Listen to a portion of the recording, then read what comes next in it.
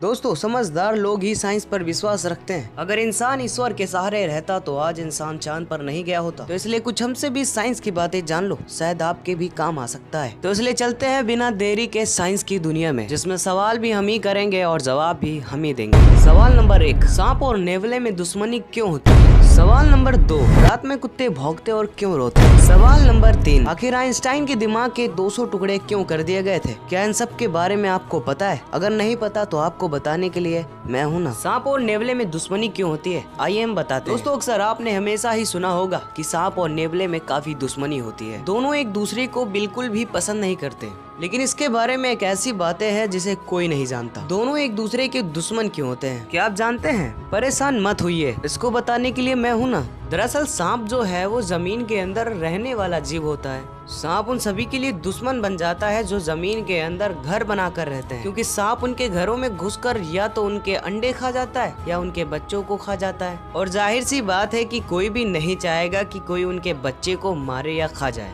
इसलिए नेवले को डर होता है कि कहीं सांप उनके बच्चों को खा ना जाए, इसलिए वह उनसे लड़ता है। और सांप के जहर का नेवले पर बहुत ज्यादा असर भी नहीं होता है। अक्सर इस लड़ाई में नेवला ही जीतता है। और दोस्तों, एक बात ये भी है कि सांप नेवले को भोजन की तरह देखता है और नेवला सांप से अपनी और अपनों की जान बचाने के लिए लड़ता है। तो दोस्तों, आपको समझ में आ गया होगा कि सांप और नेवले में दुश्मनी क्यों होती है। आइंस्टीन के दिमाग के 200 टुकड़े क्यों किए गए थे? आइंस्टीन के मरने के बाद पैथोलॉजिस्ट डॉक्टर थॉमस स्टॉल्ज हार्वे ने उनके परिवार के सहमति के बिना ही उनका दिमाग उनकी खोपड़ी से अलग कर दिया। हॉस्पिटल के लाख मनाने के बावजूद इसे नहीं लौटाया।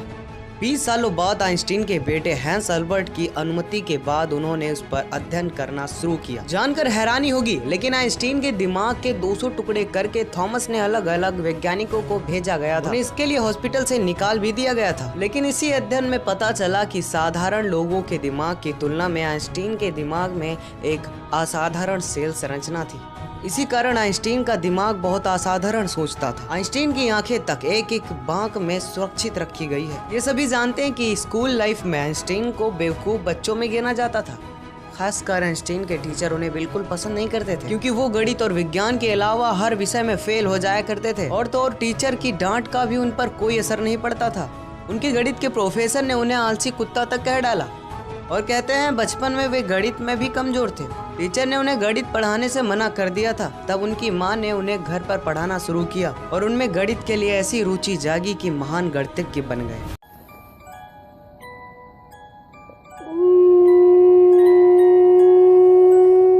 क्या आप जानते हैं कि कुत्ते रात में क्यों रोते हैं? इसकी क्या वजह होती है? वैसे बचपन से लेकर आज तक हम सभी यही सुनते आए हैं कि कुत्ते का रोना अशुभ होता है और ये किसी बड़ी परेशानी का संकेत हो सकता है। इसलिए अगर कभी घर के पास कुत्ता रोता है तो बड़े बुजुर्ग उसे भगाने की सलाह देते हैं। खासकर रात के वक्त कुत्ते के रोने को हमेशा से अपशकुन या फिर किसी बुरी घटना के होने का सूचक रूप से देखा जाता रहा है। लेकिन आज यहाँ हम आपको कुत्ते के रोने के पीछे की असली वजह बताने जा रहे हैं, जिसे जानकर आप भी समझ जाएंगे कि बचपन से लेकर आज तक आपने इस बारे में जो भी सुना है वो पूरी तरह से गलत है। और कुत्ते के रोने से शुभ अशुभ, सगुन अपशगुन, अच्छे बुरे का कोई लेना देना नहीं होता है।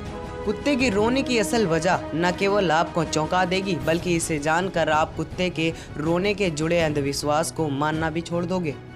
वैज्ञानिक दृष्टि से देखें तो चौंका देने वाली परिणाम सामने आई है। कुत्तों के रोने को वैज्ञानिक भाषा में हाउल कहा जाता है। कुत्ते भेड़ियों की ही प्रजाति हैं, इसलिए उनकी तरह व्यवहार करते हैं। भेड़िया एक दूसरे को संकेत पहुंचाने के लिए रात में हाउल का प्रयोग किया करते हैं। जहां कुत्ते रहते हैं उसे अपना इलाका मान लेते हैं। अब कोई दूसरा कुत्ता आ जाता है तो कुत्ता हाउल करके अपने साथियों को बताता है।